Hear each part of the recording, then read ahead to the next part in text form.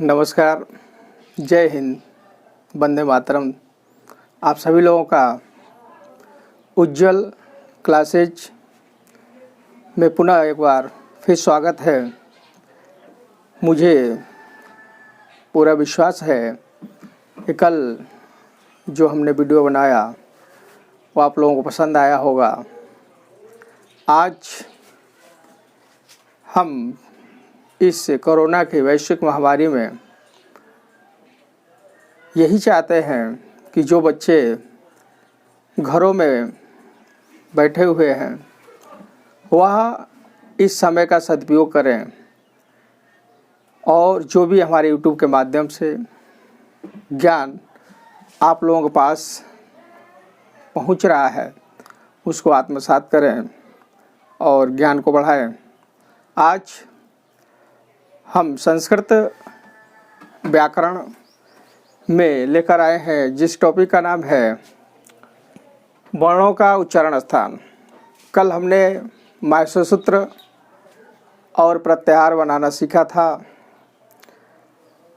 माहेश्वर सूत्र के अंतर्गत जितने भी वर्ण आते हैं उन सभी वर्णों का उच्चारण स्थान क्या है, जन्म स्थान क्या है, वह वर्ण हमारे शरीर के किन किन मुख के किन किन अंगों से निकले हुए हैं, उन वर्णों के बारे में हम जानकारी प्राप्त करेंगे। जितने भी हमारे संस्कृत में वर्ण हैं उन वर्णों का एक वैज्ञानिक दृष्टिकोण है। वह वर्ण हमारे इस कंठ से उच्चारित होते हुए क्रमशः हमारे होठों तक आते हैं। तो हम जानेंगे कि कौन सा वर्ण कंठ से उत्पन्न होता है, कौन सा वर्ण जीवा से उत्पन्न होता है, कौन सा वर्ण जो है मुख के होठों से उत्पन्न होता है, दांतों से उत्पन्न होता है।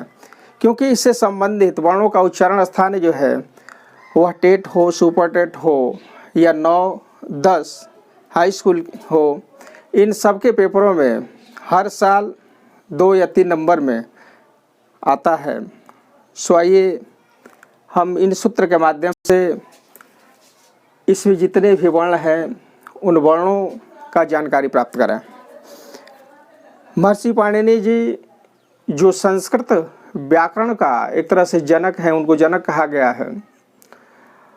उन्होंने अष्टाध्यायी में जो जन्म स्थान है, वर्णों का जो जन्म स्थान है, उसके लिए उन्होंने 8 अंगों का निर्धारण किया है। यानी कि हमारे मुख के अंदर जितने भी अंग हैं, जिन अंगों से वर्णों का उच्चारण स्थान होता है, जन्म होता है, तो उन अंगों की टोटल जो संख्या है वह 8 है। लेकिन यहाँ पे सिर्फ हम 7 अंगों को ही पढ़ेंगे, क्योंकि 8वां जो अंग होता है वह हृदय होता है, तो उस अंग को नहीं पढ़ेंगे। इसमें सिर्फ 7 अंगों के माध्यम से, जो हमेशा इसी से ही परीक्षा में पूछा जाता है।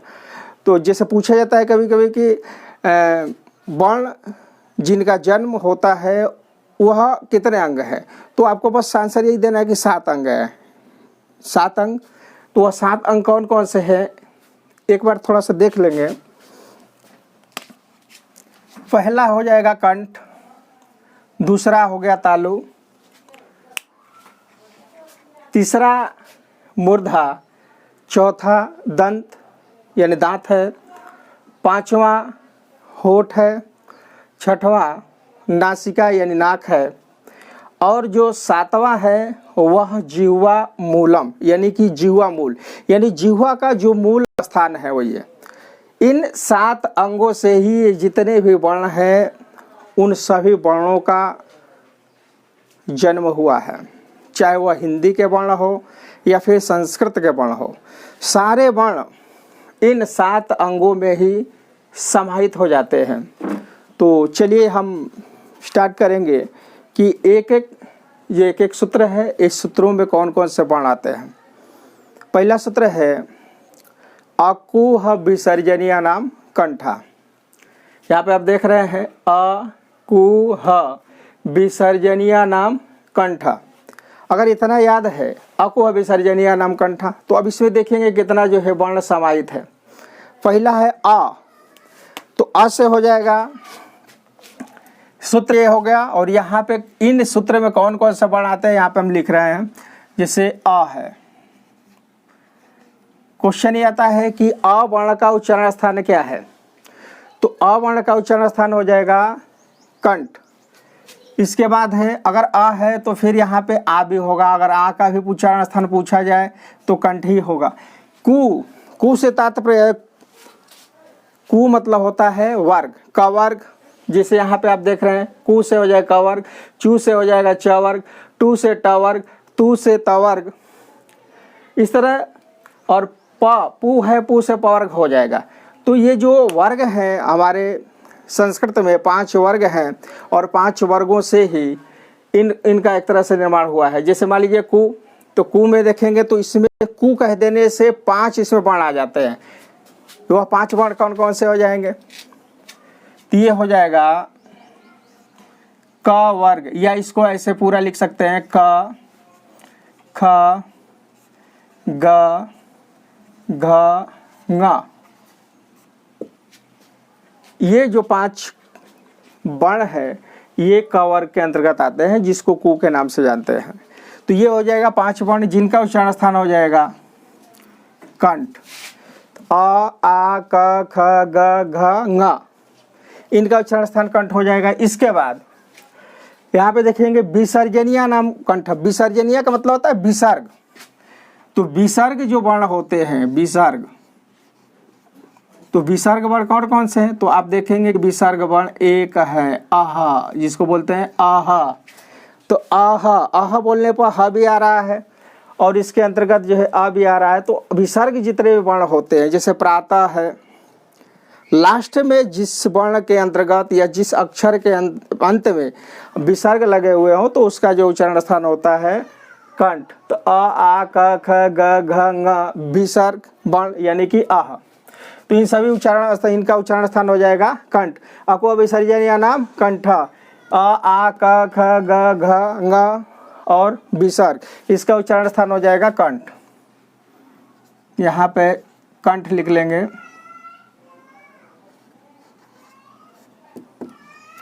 इसके बाद इचू यसाणाम तालु, इचू यसाणाम तालु, इचू यसाणाम तालु। तो इचू यसाणाम से मतलब यहाँ पे छोटी हो रहा है, छोटी होगा तो इसके बाद उसका बड़ी भी ले लेंगे। जैसे छोटी, बड़ी ई, छोटी का उच्चारण स्थान या बड़ी का उच्चारण स्थान कभी पूछता है तो इसका उच्चारण स्थान हो जाएगा तालु। अब तालु कहाँ है, तो तालु जो होता है हमारे मुख के अंदर होता है। आप ऊपर वाला भाग देखेंगे तो जो ऊपर का भाग है कंठ से आगे का जो भाग है, जिससे ऐसे जिह्वा को ऊपर आप करेंगे तो तालु स्पर्श होगा।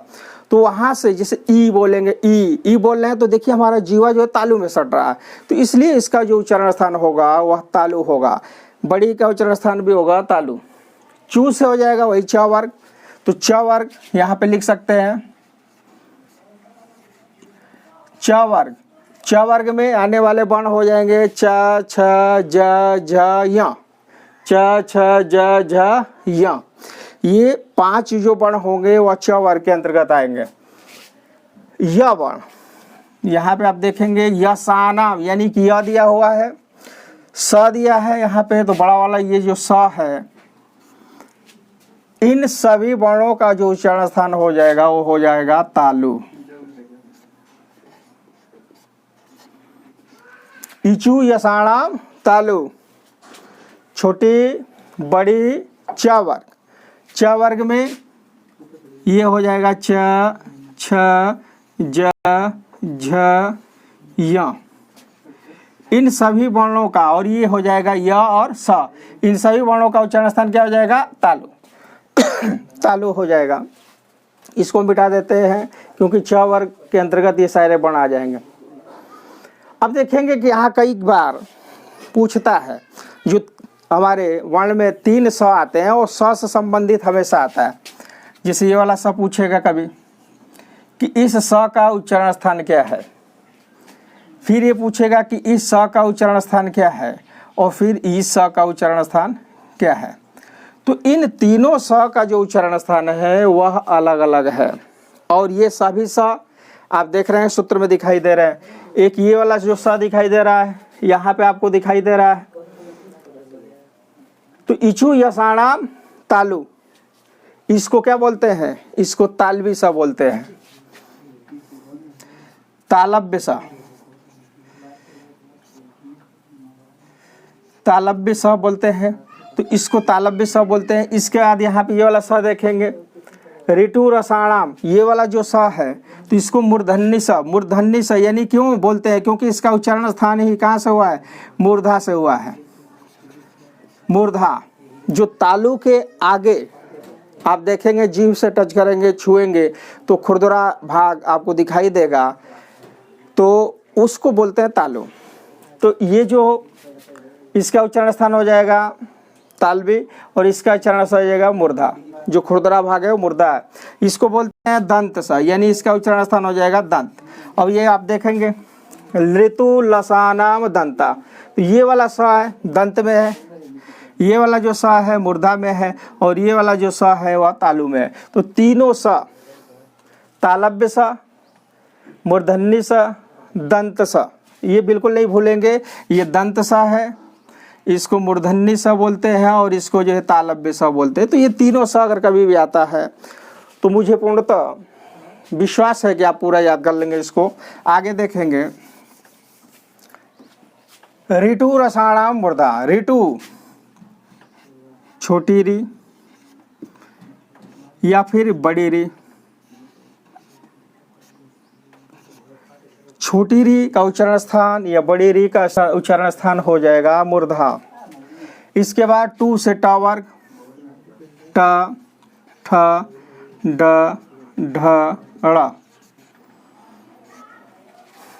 र, और ये हो जाएगा स। इनका उच्चारण स्थान हो जाएगा मूर्धा।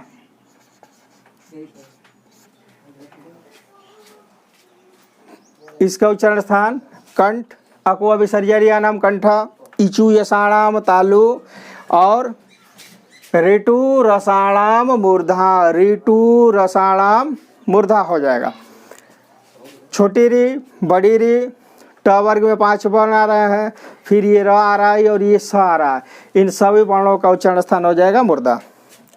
इसके बाद ऋतु लसानाम दंता, तो ऋतु लृ, आपको हम कल बताए थे कि लृ जो वर्ण है, लृ वर्ण का अपना दीर्घ रूप नहीं होता है।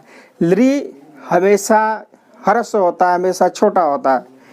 तो ये छोटी लृ या फिर बड़ी लृ इसका होगा नहीं, तो ये लृ ले लेंगे। तू से त वर्ग, त, थ, द, ध, न, या इन वर्णों को आप बोलिए त, थ, द, ध। अब देखिए ये जो जीव है हमारे दांतों को छू रही है, इसलिए इसका जो उच्चारण स्थान बताया गया है वह दंत बताया गया, दांत को बताया गया है। त, थ, द, ध, न। इसके बाद यहाँ पे आप देखेंगे ऋतु लसानाम, ल हो जाएगा, ल और स, इनका उच्चारण स्थान हो जाएगा दंत। ऋतु लसानाम दंत, ऋतु लसानाम दंता। उपपद्यमान्यो नाम ओष्ठो, उपपद्यमान्यम नाम ओष्ठो, इसका मतलब क्या है? छोटा उ, बड़ा उ, छोटा उ, बड़ा उ।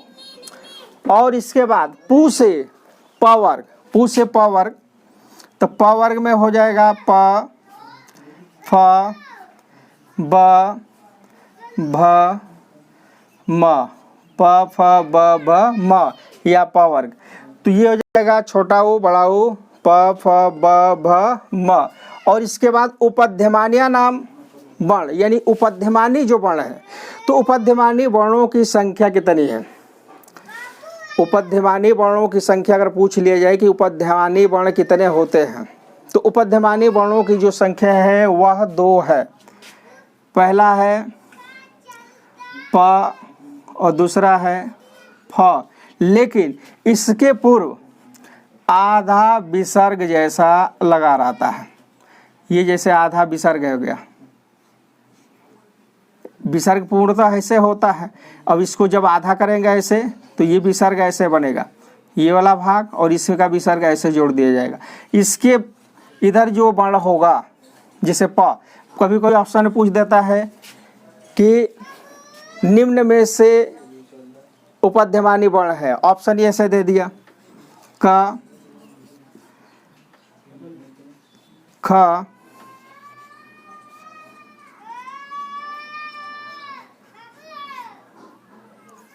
प,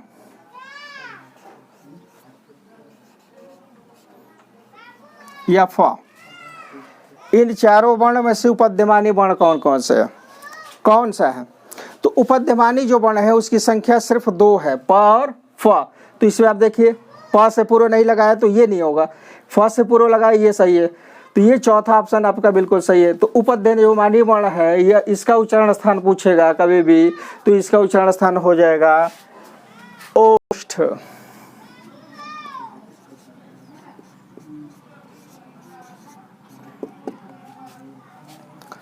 ओष्ठ हो जाएगा। यमगणनम नासिकाश,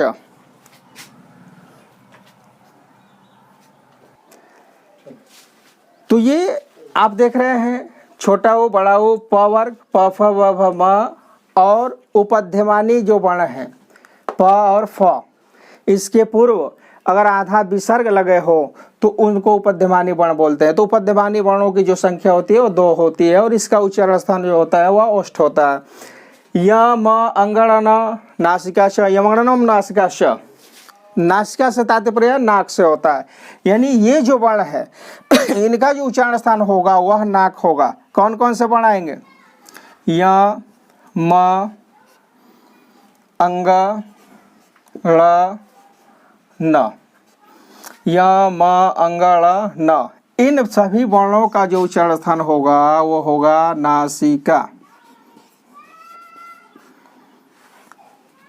नासिका यानी नाक, इन 5 वर्णों का उच्चारण स्थान होगा नाक। प्रत्येक वर्ग के अंतिम जो वर्ण होता है उसको पंचमाक्षर वर्ण कहते हैं या उसको नासिका वर्ण कहते हैं, अनुस्वार वर्ण कहते हैं। तो अब यहाँ पे ये पूछा जाए, आप कहेंगे कि यहाँ पे अंग का तो आपने अभी कंठ बताया, यहाँ पे अड़ का अभी आपने क्या बताया, मूर्धा बताया, यहाँ पे आप देख रहे हैं न का दंत हुआ, तो यहाँ पे इन वर्णों का नासिका कैसे हुआ?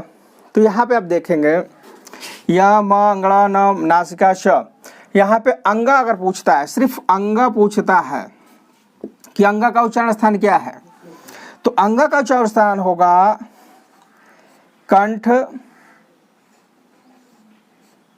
प्लस नासिका।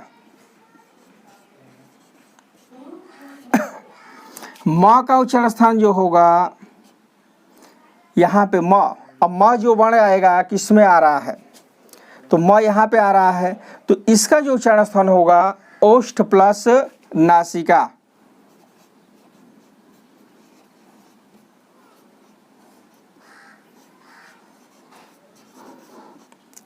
ओष्ठ प्लस नासिका। अंग य अगर आ गया, य का उच्चारण स्थान पूछा जाए तो य देखिए किस वर्ग में आ रहा है, तो य ट ठ ड ढ ण, फिर ये आ रहा है य, इचू यसाणाम तालु, इचू यसाणाम तालु, यानी इसमें आ जाएगा तालु, तो तालु प्लस नासिका हो जाएगा, तालु प्लस नासिका, तालु प्लस नासिका। लेकिन अगर जैसे मान लीजिए पूछ देता है, सिर्फ ये क्वेश्चन पूछता है कि अंग का उच्चारण स्थान क्या है, तो इस सूत्र के माध्यम से यमगणनम नासिका श, यानी इस सूत्र के माध्यम से ये बताएंगे कि इसका उच्चारण स्थान नासिका है। लेकिन अगर ये ऑप्शन में ये दे दे कि कंठ प्लस नासिका, तो आप देखेंगे कि ये जो वर्ण है, पांचों जो वर्ण है जिस वर्ग के अंतर्गत आएंगे तो उस वर्ग का भी उसके साथ नाम जुड़ जाता है। जैसे अंगा अब आपका आ रहा है अकुआ विसर्जनीय नाम कंठ, तो अंगा किस में आ रहा है? कंठ में। अंगा जो है कंठ में आ रहा है, तो कंठ के साथ साथ नासिका भी जोड़ दिया जाएगा। लेकिन अगर ये ऐसे ऑप्शन ना हो करके सिर्फ नासिका दे रहा है तो ये वाला सही होगा। इन सारे वर्णों का उच्चारण स्थान नासिका होगा।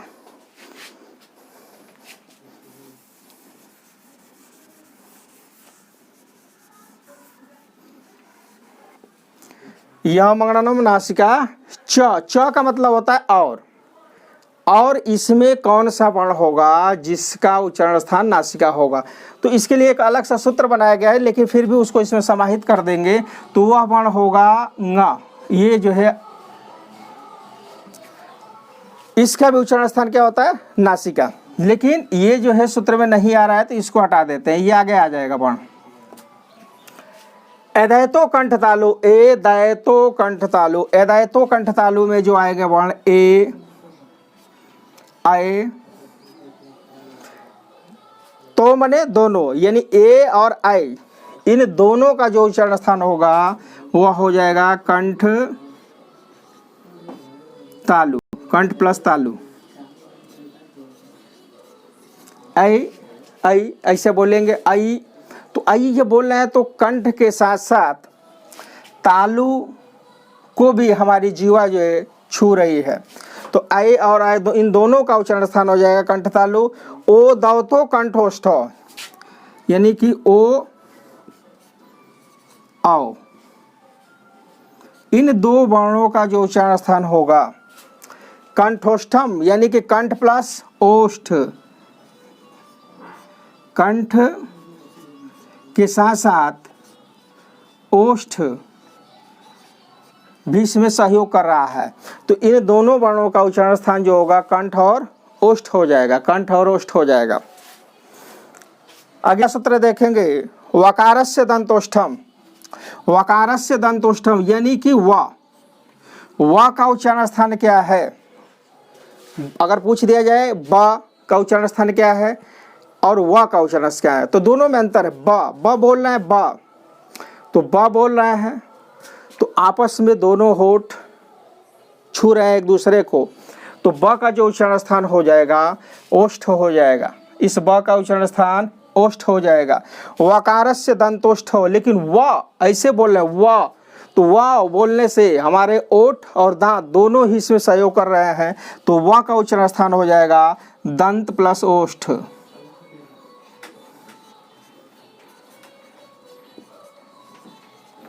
यानी कि दांत और ओठ ये दोनों व में सहयोग कर रहे हैं। दंतोष्ठ जिसको बोलेंगे दंतोष्ठ प्लस जीवामूलम, जीवामूलस्य जीवामूलम, तो जीवामूलस्य जीवामूलम। अब जीवामूल्य जो वर्ण है, जीवामूल्य जो वर्ण है, अगर पूछा जाए कि जीवामूल्य वर्णों की संख्या कितनी है, तो जीवामूल्य वर्णों की संख्या 2 है। वह जीवामूल्य कौन कौन से वर्ण है? तो वह जीवामूली जो वर्ण है क ख, लेकिन इसके पूर्व जो है फिर वही आधा विसर्ग जैसा लगा रहेगा। आ क से पूर्व और ख से पूर्व अगर आधा विसर्ग लगा हो तो वह जो वर्ण होते हैं वह जीवामूली वर्ण होते हैं। तो जीवामूली मूलस्य जीवामूलम, यानी इन जो वर्ण का उच्चारण स्थान है वह जीवामूल है, यानी जीवा का जो मूल स्थान है वह उसको जीवामूलम बोलते हैं। तो जीवामूल,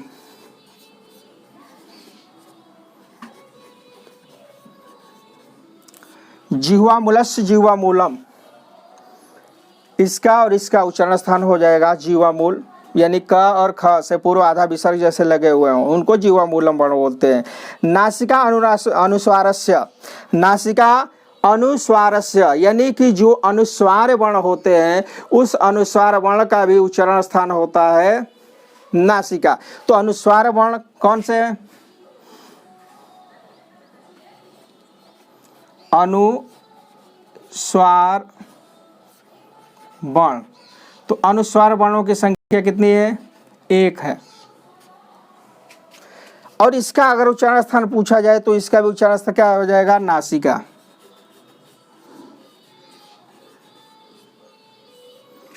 इसका भी उच्चारण स्थान हो जाएगा नासिका।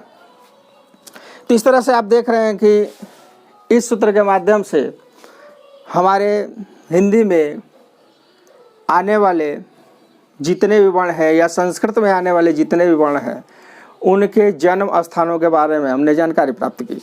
अब इसमें आप देख रहे हैं कि सारे वर्ण आ रहे हैं, यानी कि सभी स्वर आ रहे हैं। अ, आ, छोटी, बड़ी, छोटाऊ, बड़ाऊ, ए, ऐ, ओ, औ, फिर ये हो जाएगा अंग और यहाँ पे हो जा रहा है आह। यानी कि 13 जो आपके स्वर आ रहे हैं, लेखन के आधार पे जो 13 स्वर आ रहे हैं, तो ये 13 स्वर का भी उच्चारण स्थान आपने ज्ञान प्राप्त कर लिया। इसके अतिरिक्त जो आपके व्यंजन वर्ण आएंगे, तो व्यंजन वर्णों की जो संख्या है, तो व्यंजन वर्णों की जो संख्या है माहेश्वर सूत्र के आधार पर व्यंजन वर्णों की संख्या 33 बताई गई है। अगर स्वरों के बारे में पूछा जाए तो माहेश्वर सूत्र के आधार पर स्वरों की जो संख्या है वह 9 है। लेकिन अगर इसी को हिंदी में पूछ दिया जाए कि स्वरों की संख्या कितनी है, तो हिंदी में स्वर वर्णों की संख्या 11 बताई गई है। लेखन के आधार पर जो स्वर हैं उनकी संख्या 13 बताई गई है। तो इसमें जो 13 वर्ण आ रहे हैं वह लेखन के आधार पे है। अब इसमें आप देख रहे हैं कि सभी वर्ण आ जाएंगे। 33 जो वर्ण आते हैं, क, ख, ग, घ, ङ, इसके बाद इसी तरह से इसमें आ जाएंगे च, छ, ज, य, ट, ठ, ड, ढ, ड़, त, थ, द, न आ रहा है, प, फ, ब, भ, म आ रहा है। ठीक है, इसके बाद सारे वर्ण इसमें आपको य, व, र, ल ये सभी आ रहे हैं। य आ रहा है, र आ रहा है, ल आ रहा है, वह भी आ गया। तो इस तरह से ह तक देखा जाए तो पूरे 33 वर्ण आ जाते हैं। इसके अतिरिक्त कुछ जैसे वर्ण आते हैं जिसको हम संयुक्त वर्ण भी कहते हैं। अगर संयुक्त वर्णों के बारे में पूछ दे कि संयुक्त वर्णों का उच्चारण स्थान क्या है, तो उसको कैसे आप लिखेंगे? तो संयुक्त जो वर्ण होते हैं उनकी जो संख्या है वह मुख्यतः 4 बताई गई है। लेकिन संयुक्त वर्ण बहुत से बन जाएंगे, लेकिन मुख्यतः जो संयुक्त वर्ण है उनकी संख्या 4 है। जैसे एक मैं आपको बता दे रहा हूं, आप समझ जाएंगे। यहां पे देख लीजिए थोड़ा सा, ये संयुक्त वर्ण है छ, त्र, ज्ञ, स्र। अगर इनका पूछा जाए कि इनका उच्चारण स्थान क्या है, इन वर्णों के उच्चारण स्थान के बारे में पूछा जाए कि छ, त्र, ज्ञ, स्र, इन वर्णों का उच्चारण स्थान क्या है, तो सबसे पहले हम देखेंगे कि जो छ है, कक्षा है, वह किन किन वर्णों से मिलकर बना है। तो अगर कक्षा को बोला जाए तो क प्लस स से मिलकर बना है।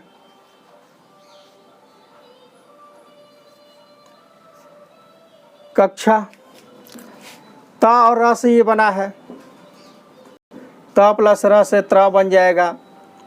ज प्लस य से ज्ञ बना है और स प्लस र से स्र बना है। ठीक है, तो अब इसमें आप देखेंगे क का उच्चारण स्थान क्या है, तो क का उच्चारण स्थान हो जाएगा कंठ। यहीं पे स का उच्चारण स्थान पूछा जाए तो यहाँ पे आप देख रहे हैं ऋतु रसायनम मूर्धा, तो क और स दोनों आ रहे हैं, तो इनका उच्चारण स्थान हो जाएगा कंठ प्लस मूर्धा। कंठ प्लस मूर्धा हो जाएगा, कंठ प्लस मूर्धा। उसी तरह त का उच्चारण स्थान क्या है, त का जो उच्चारण स्थान है वह दंत हो जाएगा। र का उच्चारण स्थान अगर पूछा जाए तो मूर्धा, तो इसका हो जाएगा दंत प्लस मूर्धा। ज का उच्चारण स्थान पूछा जाए, ज का उच्चारण स्थान क्या है, तो ज आपको देख रहे हैं च, छ, ज, झ, य, यानी कि च वर्ग में ज आएगा तो तालु प्लस लास्ट में क्या आ रहा है य, तो तालु प्लस तालु ये आ जाएगा इसके अंतर्गत। च, छ, ज, झ, य, तालु आ जाएगा। ये तालबी स तालु प्लस ये हो जाएगा मूर्धा। तो इन वर्णों के आधार पर हम जो है जानकारी प्राप्त कर लेंगे कि इन सभी जो है संयुक्त वर्णों का भी उच्चारण स्थान क्या है।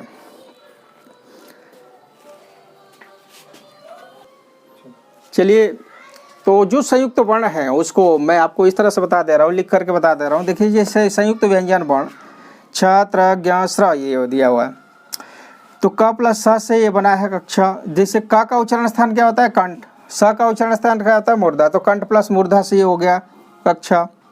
त्र, त प्लस र से हो जाएगा त्र, तो त का उच्चारण स्थान दंत, र का उच्चारण स्थान मूर्धा, तो ये हो जाएगा त्र। ज प्लस य, तो ज जो वर्ण है और य जो वर्ण है यह एक ही वर्ग में आ रहे हैं।